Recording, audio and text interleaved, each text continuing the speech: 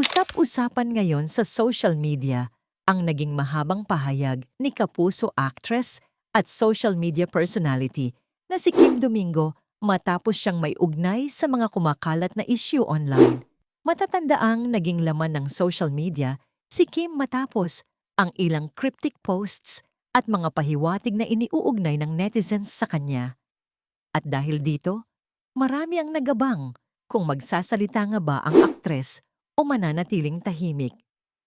Pero nitong mga nakaraang oras, tila pinili na ni Kim na ibahagi ang kanyang panig.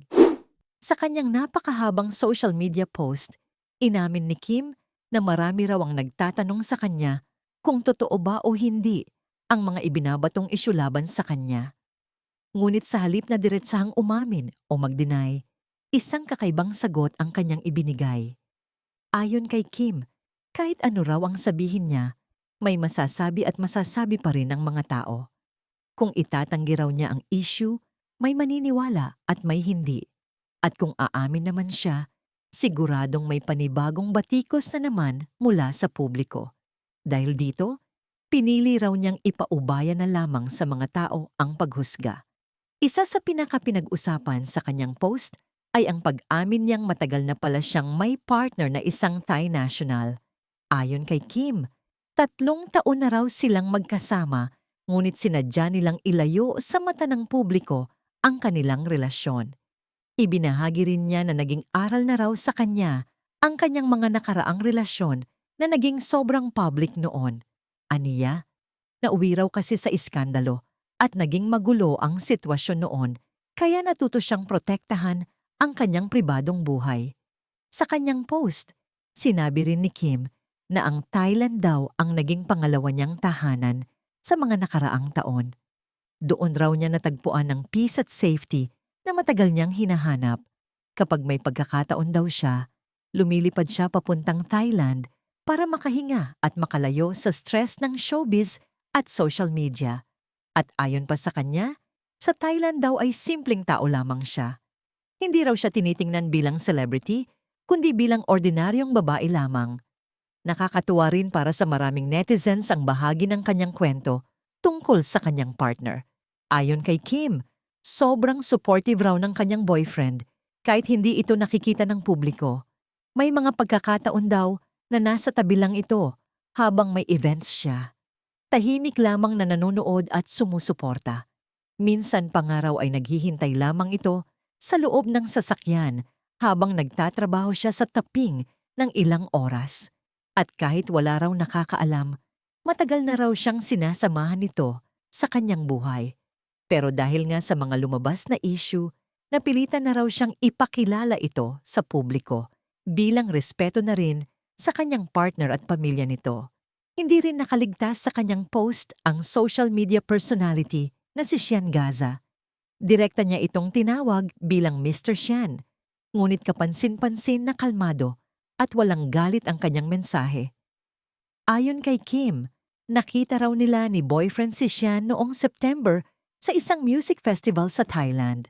Nagkatinginan lamang daw sila, ngunit nahiya siyang lapitan o batiin ito.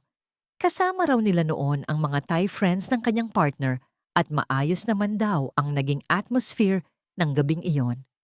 Sa kabila ng mga issue, sinabi ni Kim na wala siyang galit kay Sian. Hindi rin daw niya sasabihin na sinungaling ito o nagsasabi ng totoo.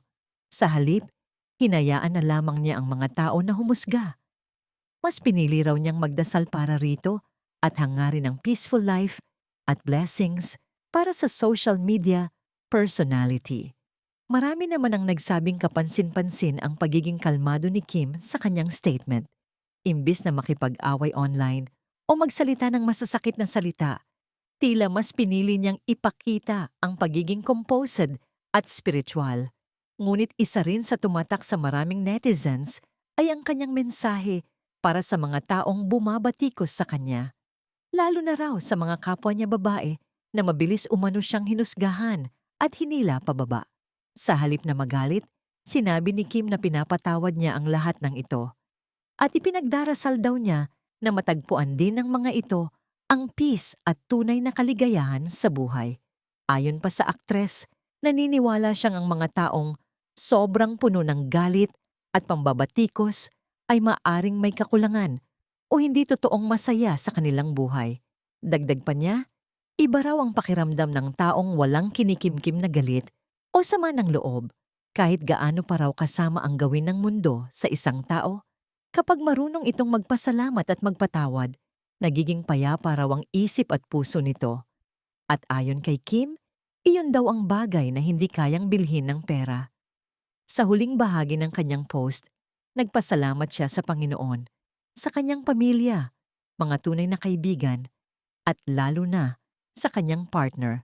Ayon sa kanya, kahit wala raw silang 400 hanggang 500 milyon, pakiramdam nila ay daig pa nila ang mga bilyonaryo dahil sa peace of mind at grateful heart na meron sila. Dahil dito, lalong nahati ang opinyon ng netizens. May ilan na humanga sa pagiging kalmado at klase umano ng kanyang sagot. Habang ang iba naman ay mas lalong naging curious kung ano nga ba talaga ang buong katotohanan sa likod ng issue. Sa ngayon, patuloy pa ring pinag-uusapan online ang naging pahayag ni Kim Domingo at tila isang bagay ang malinaw. Sa gitna ng intriga, pinili ni Kim na sumagot hindi gamit ang galit, kundi gamit ang katahimikan, pagpapatawad at peace of mind. Ano naman ang masasabi ninyo sa naging pahayag ni Kim Domingo?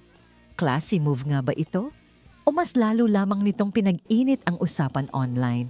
Subscribe para sa mga susunod na ulat at chismis. I-click sana